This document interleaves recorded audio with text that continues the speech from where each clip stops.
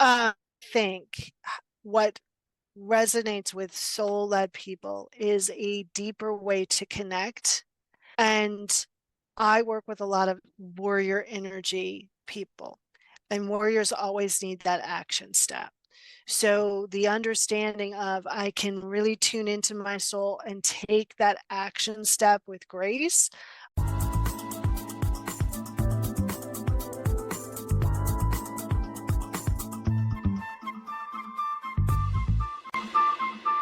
Hey everyone, welcome back to another episode of the Book More Show. It's Stuart Bell here, and today joined by Jennifer Urezzio. Jennifer, how are you doing? I'm doing great. How are you? I mean, I'm doing great with two crazy dogs barking their heads off, but I'm doing great. Everyone loves dogs, so if there's some movement in the background, dogs and kids, it's never a bad Dogs thing and to kids. podcast. I think actually it's always in the Zoom world, which we're all in now. Everyone's got kind of that expectation that something's going on in the background. Totally. Like when the cat and you see the tail going across this. Right. I always love that one. Was on a call once, and a cat kind of was walking backwards and forwards in front of the person on the desk, and we don't have pets here, so I'm always as an outsider looking in. But I was kind of thinking, how can you? I don't know that I could even concentrate with like the tail brushing past your nose either way. But the No. person was focused. I mean, that takes focus. I mean, back there's like our like living space. And the other day, my boyfriend came, luckily I was like, Warner, Jennifer Bloom saw you. He goes, oh my God, was I in my underwear? I was like, no, but dude, we've had this conversation. Yeah. Do we need to put the tape back on the floor? Right, like, yeah, like the current's not good. You got to be careful. Right. Yeah, well, like I say, it could be worse. Um,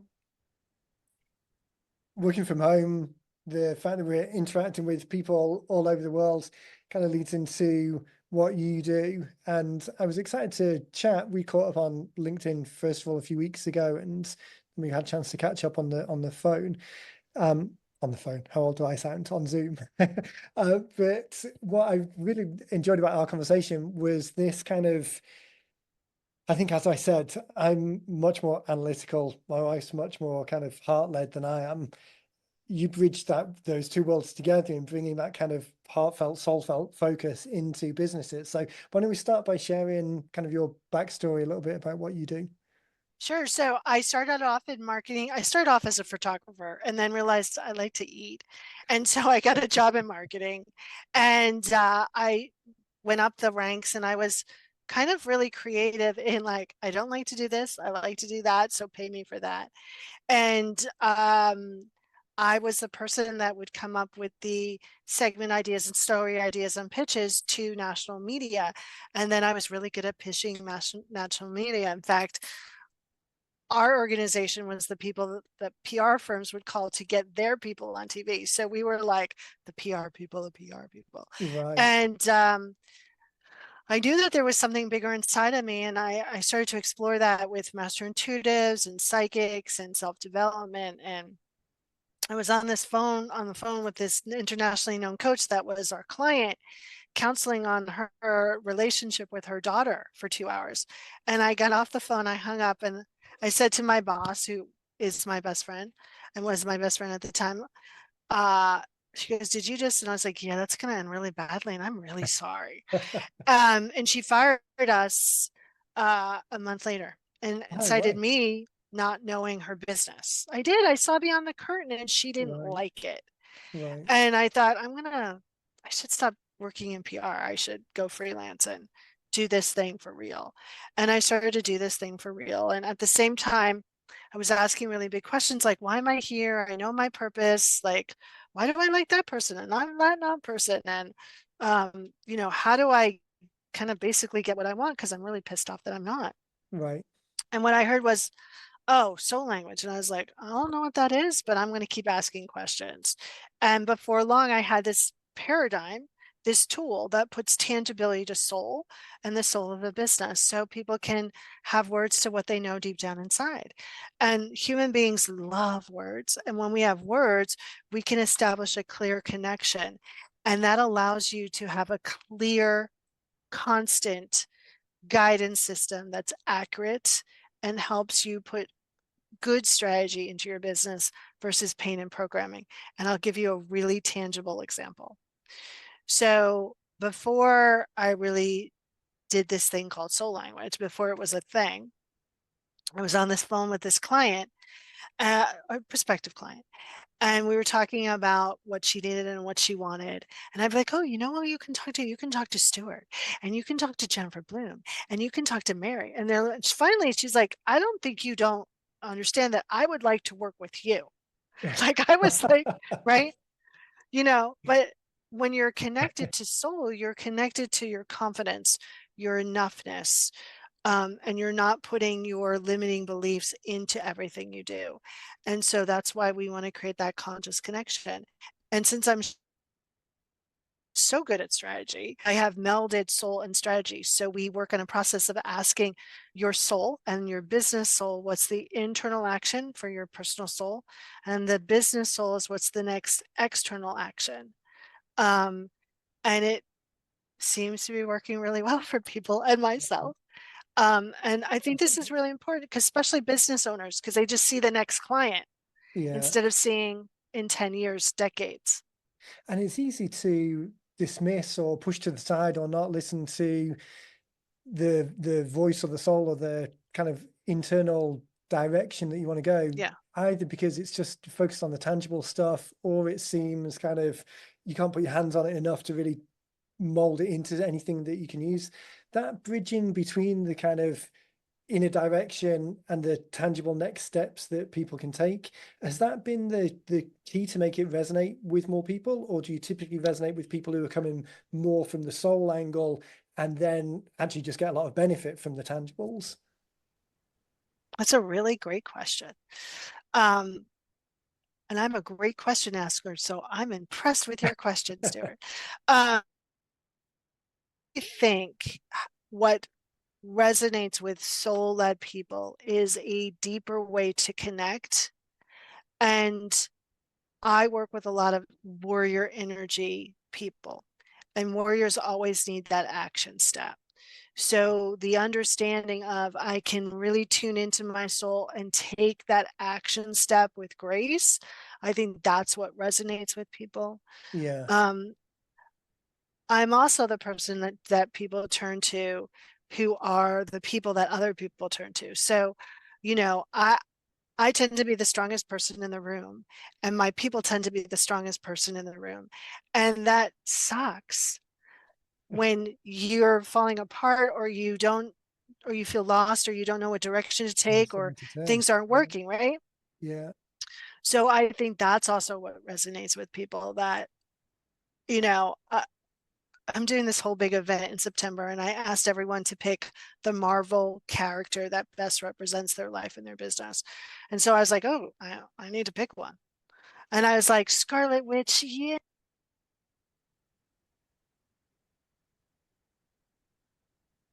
Oh, hang on a second. I've just lost your audio in the middle of this fantastic story.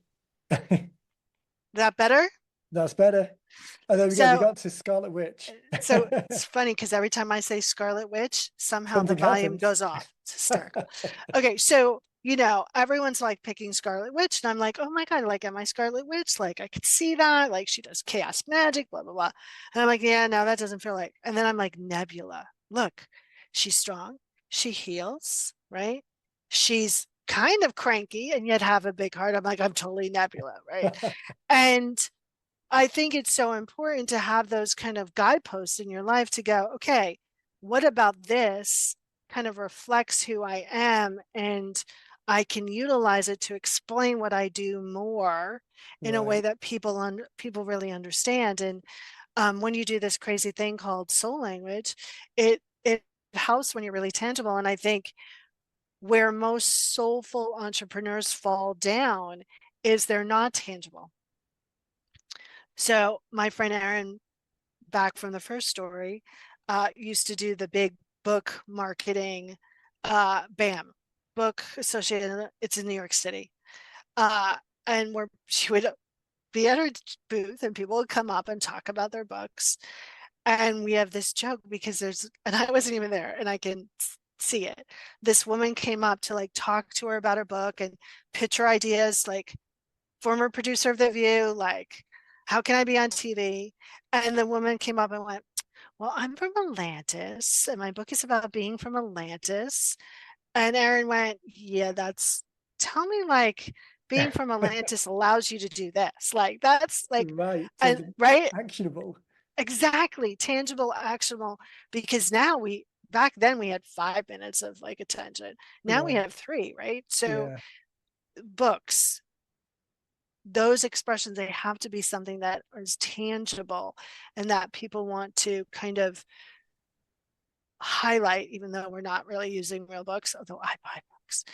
and Me too. go back and again and again and again Yeah. as reference. So That when people are reinforcing of the hook of the language that it resonates. exactly, and when you have that, when it becomes that kind of, oh my God, I've got to read this again and again because it has so much weight, Right. because there's so much in between the lines, that's a powerful medium and that's a powerful expression of that person's expertise. Yeah. I think that balance that you're describing of bringing the soulful, passionate, person-driven elements to a purposeful, tangible outcome, to be able to get that balance, as I said at the beginning, I come from such an analytical background that I have to be reminded to do the soulful side of things. But as an individual, I still feel where there's a lack of Yeah. resonance or where you don't feel like you're going in the right direction, but not necessarily having the language comes from the analytical side and not from the balance side. So we see it with the books that we do. It's either, oftentimes, not always, but it's either people are just coming from, I've got a story and I'm struggling to anchor it in anything useful Right. for other people, despite the fact that their story is very valuable and it gives all those insights. Or, hey, here's steps XYZ, but I'm not bringing any story and there's no connection, and who cares? So Right. to be able to strike that balance, the soul language as a framework, you were saying that it kind of came to you as as part of the work of developing your own thinking around it. That framework, and I'm a sucker for frameworks. I kind of, as people So are am talking I. to me, oh, it's just such, because it gives that right balance of a hook here to hang something on, and Yeah. then a description and a level of detail to back it up, and catchphrases or hooks that you can remember in the future. So that soul language framework, bringing that together as I'm talking to people and they don't have a framework already, but I can kind of see the bones of it. It's sometimes difficult to get people to think in that way because they're very close to their own experience and their own stories, but they're not thinking about how to position it in a way that other people can kind of join them on the same journey. So for you personally, bringing that together, was that a challenge, or because of your background, obviously you've got something of an advantage there, was it more straightforward? I mean, I think it was because when I came up in marketing, right, we were taught like three. You need three. Like you need three talking points, you need three Right. messages, you need the top three. Like it was always, and of course, three is a divine number, duh. But you needed that one, two, three that people could follow you along. Right. And so I think it was, education, but also a little bit gut because, you know, I I originally, my first job out of college was, well, my first job rather than the job that I did all through college, which was running a pest control company, but that's a whole nother story for a different day. Um, Because you had so much free time on your hands. yeah, was working with numbers. And I lasted 2 weeks and they fired me, Right. which is so shocking. Because I did not get along, like the environment, the culture was not for me. Like, and I was like, then from that moment, I was like, well, where do I go? And I've just kept asking that question and I fell into or was guided, I would call fall into, now I would say guided Yeah. into PR. And then my boss got pregnant shortly after I joined. And they just gave me a pitch letter and a media list and went, Have Go at make it. calls. That's it. That's all the guidance they gave me. And, so I think that it was feeling a deep sense of, yes, this is my place. And really good education and teachers. And that all is based on how humans think, right? Right. We need a structure. Everything is structured and highly intuitive, highly innovative, which I am one of those people. We like, oh, structure, but structure gives you a chance to break free and it gives the energy somewhere to flow. So when I'm Mm. talking with clients, I'm always like, think of structure like how buildings and earthquake stones are made. They're made to sway, Right. right? And so you need that structure in order for your creativity to find purchase, or you're just running around like squirrel, and that doesn't help anyone. Yeah. So I mean, that's a long explanation, but I think it was a little bit of both. And I think because one of my soul languages is called equalizer, it tends to be fairly balanced. Like when I take any of those quizzes, it's like always down, like down the straight line. Like they're Yeah. like, you could be this and you could be this. I'm like, yeah, because I'm pretty balanced in those areas. So yeah, My Colby is 5464, so similar thing, kind of not love necessarily that. insistent or resistant. Project manager, that kind of balanced approach of inputs and outputs. The Soul Languages, the book, as that came together, was that a pretty early, an early iteration? Did you get to bringing it together in that format pretty soon in the journey?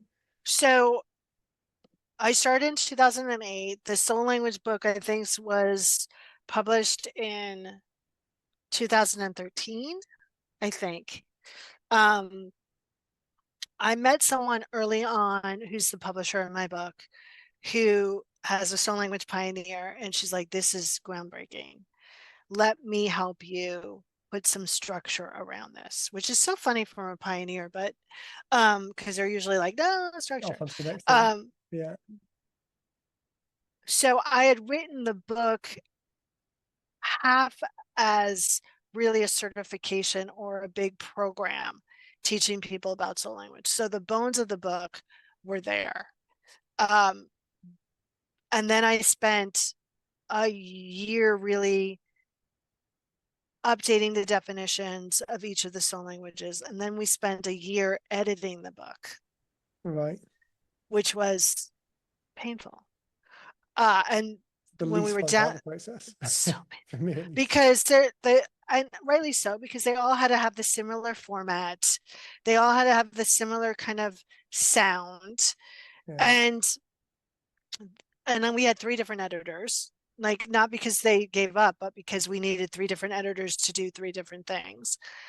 And towards the end, when we were on the like one of the last, like editing one of the last languages, and there's 107 languages, so the soul language book is like a tome, it's like 500 pages. And the editor was like, I don't know what that means. I was like, I don't know what that means either, but that language does knows what that means. And he goes, well, do you mean this? And he was like, blah, blah, blah. And I was like, whoa, you've been editing this book so long that now you actually can speak in the language of soul. Like it was Right. freaky. And this guy didn't believe in anything like that. He was just like very dogmatic. And I was like, oh. Um, and then she was just about to hit the publish button. And I got a phone, sorry, dog. And I got a phone call that said, I don't think I can publish your book because she was going through this legal thing and she didn't want the book to be named in the legal Right. And just get settlement. caught up in other stuff. Yeah. Right. And I spent 3 days in bed. And like, I Mm. just spent 2 years. And like, Yeah. what? And I was like, fine, I'll publish it myself, whatever. Right. And then she had a conversation with her lawyer and everything worked out. Right. But But that as a kind of light at the end of the tunnel, just the final step, and then another hurdle gets thrown up. yeah, and I think that's what people like writing a book is something that is a journey in itself. And I don't think a lot of people really understand that even when you write a fiction book, I used to have an intuitive teacher that would work with really famous authors, and they would get stuck in, because they channel, a lot of people just channel this. Right. They would get stuck in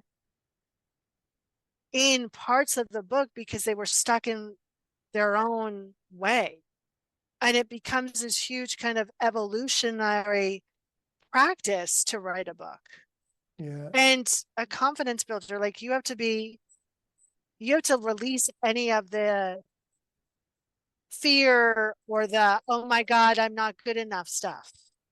I think that all of those elements, as you say, of the kind of traditional, um, all of the traditional psychological elements of not being good enough or imposter syndrome or who would want to know this stuff. I mean, even to the extent of most of the books that we're helping people write are more single subject, really in the lead generation side of things rather than definitely not the tome side of things.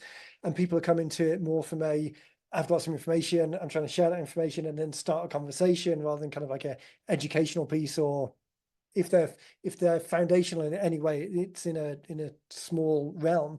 But even within that, we still see people who, oh, well, I do just do the same as what everyone else does. Why is this different? And it's the coming back to the soul language again. It's the connection that they're making with people, the way that they phrase things, their particular spin or take on things that adds the value, because it's for, particularly these days, I mean, 2 seconds on perplexity and you'll get the answer to, you'll fundamentally get the answer to everything. But the implementation of that, or an answer at least, the implementation of that, or what does that mean for the bigger picture, or can I do this myself? All of those things that an individual can actually help someone with to be able to break through those barriers and get it out there. I was interested to hear you say the editing stage and the iteration stage and the dialing in the language. I think a lot of times, particularly for people who aren't necessarily authors as such, they're business owners, but who want a book to share an idea, that discipline of going through, or the expectation that it is an iterative process, isn't necessarily, they just want a one and done type answer. But understanding that it is a process, that taking the time to go through your own thought process to kind of not just say something, but think about your thinking and how it fits in the bigger picture, it's quite transformational. And I imagine that's the same for people who go through the soul language workshops and approach. It's not just adding a label to a feeling. It's then, well, what does this mean? And how does that impact the other things that I do and how I interact with people? Do people, once they're dialing in this language and they're listening to the intuition that they're getting around the business, is that a similar experience, that it's not just okay, now I can put a label on it and I move on? It's okay, now I've got a name for this thing, and the next step is really where the insights or the game-changing thought technology comes from, because they've now got a foundation to move on from. Yeah, with the business energy, you start asking questions directly to that energy. So you're like, okay, I want this goal. What do I do? And the business energy will answer you. And it will never tell you anything you don't resonate with. You might be in resistance with it. And Right. so it's like, Oh, well, that's we an just did it, interesting way. right? We just Yeah. did it with a client. She's like, I don't know if this should be a program or like a new business. And I was like, well, let's ask the team. And we call it the team. And she's like, oh, program. I was like, well, how does that feel? She goes, actually, it feels good in the body. She could have said, well, I think it's supposed to be blah, blah, blah. Think is the key word there. Right. Yeah. And then we would have to do some internal actions to release that belief that's in the way. Yeah. Actually, that point you just made there, that it's not that the message is wrong or it doesn't resonate, it's that there's a resistance built in to listening to that kind of intuition. That's a really interesting way. And I think that's what comes from frameworks and these things of thinking about it. It's the language that you get to help people break through. It's that level of expertise and the experience you've got in the helping the people who you've helped before. You can see the thing that they don't see. I was just on a call with a client earlier today. They're a financial advisor dealing with divorced women, doing their asset allocation and retirement planning. So again, it's not rocket science. I mean, there's a certain amount of things that need to be done or not Right. done. But the way that he was talking about it, and the fact that he was saying that there's only really three answers. Everything falls into one of three buckets pretty much, but everyone comes in, the thousands of clients he's helped over the years, 30 years in business, they all come in through a different route. But if we tried to just force them into one of these three things straight away, then they would be resistant to it because they think that everything's unique. It's that guiding people on the journey. And yeah, I think that's as you were describing your world, it's given the language to help people to get to those Yeah. buckets. Yeah. I remember going to a state fair several years ago, and the psychic tent, there was a line around. And I Right. was like, see those people? They've got four questions: relationship, health, money, like career. Like that's it. Right. That all those questions are gonna fall. They think that they're unique and different, but Yeah. those are the only like, and it really kind of is the same thing, but it's, people need to hear their guidance and their next step through distinctive voices. And if we Right. don't give them, excuse me, come here, blah, blah. If we don't give them the distinctive voice, there's a new baby downstairs. So there's people coming in and out of this house. It's very exciting for dogs. um, then, you know, I could say something to one client and you could say something and they would hear it the same thing. They would hear it out of your voice because you're at the same vibration that they need to hear it at. Right. And by understanding your soul languages, by understanding the business energy, that puts you at the vibration of where you need to be to receive what you want Right. with ease and with grace and not hassle. Right. And actually, that's a great point as well, because we've been talking a little bit about the business owner's ability to listen to their own voice and steer their own ship with all of the team given the input. But actually, I guess once you start understanding soul language and then you start recognizing it in others, there's actually a whole element of helping how you communicate externally, not just the internal stuff. Oh, yeah. Like, here's a perfect So several years, this got to be 15, 16 years ago, my mother, I get like, Calendly sends me a little thing. Linda Urezzio has an appointment with you. I was like, what? So I call her up. I'm like, Mom, I'll ID your soul languages, but I'm not having a session with you. Right. So we ID one of her languages, and she has the language of negotiator, which is a mission language. And so I identify it and I go, okay. So I would identify all of my support team people's languages. So I kept hiring these assistants and they were all negotiators. And I was like, yes, they're going to make new deals for me. No, I was just working on my mommy crap with my support team. So like when you really understand that, it really allows you to step back and go, whoa, I'm taking a lot of things personally. This is just all energy. How do I want to utilize that energy? Right. And having, I mean, again, going back to the point of, I think that I come to things with that analytical mindset, and there's that separation between the input and how that's then processed, which can seem kind of cold and detached in the worst case scenario. But just having that filter point of, hey, information in, let's respond, not react. Having additional frameworks, the framework that you've got, the Colby framework that we mentioned before, and all of the other ones out there, that language that just helps you deal with and make sure that you are taking in all of the information and not being resistant to certain things and being open and responsive, transparent to all the information coming in. It definitely helps to assess things in a more complete Yeah. way, without turning into another hobby or sport by itself, if just Right. doing it for the sake of doing it. Yeah. And that's key because I think what I love about soul language is it's the starting off point. So there's a lot less ability to use it as a crutch versus Right. other paradigms where it's like, I'm a blah, blah, You're blah. right. Right. What do you So want to make do about that? accommodations for me because I'm a high quick start. Yeah. Yeah, I can imagine. Um, I'm super conscious of time as always. Really appreciate it. There's two more questions if you've got a moment I wanted to really touch on. One was the book as it sits in your world. Are you using the book as lead generation at the top of the funnel? Do you use it as kind of like a reinforcing tool when you're going through the programs and having that as a place that people can learn more? Or is it just out there and it's kind of not necessarily directly connected with the business day to day?